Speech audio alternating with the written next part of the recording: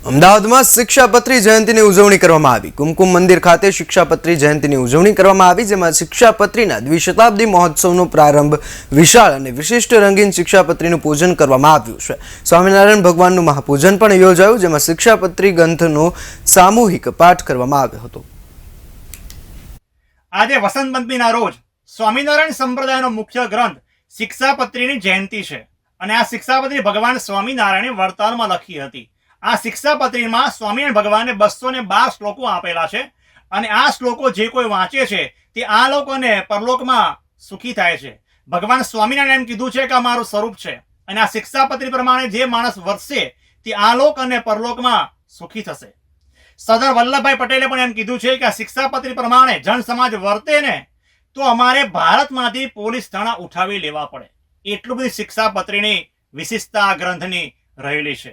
સાંપ્રત સમયની આપણે વાત કરીએ તો ભગવાન સ્વામિનારાયણ ઉપદેશ આપેલો છે કે કોઈ પણ ઠેકાણે ગંદકી ન કરવી જોઈએ, સ્વચ્છતા જાળવવી જોઈએ।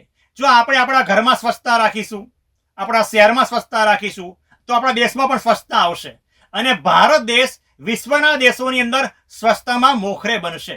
આપણે ભારતમાં રહીએ છીએ અને અમેરિકા, લંડનની સ્વચ્છતાને વખાણીએ છીએ, પણ એવો આપણો ભારત દેશ સ્વચ્છ ક્યારે બને કે આપણે પોતે સ્વચ્છતા જાળવીએ, કોઈ ઠેકાણે કચરો ના કરીએ, કોઈ ઠેકાણે થૂકીએ નહીં।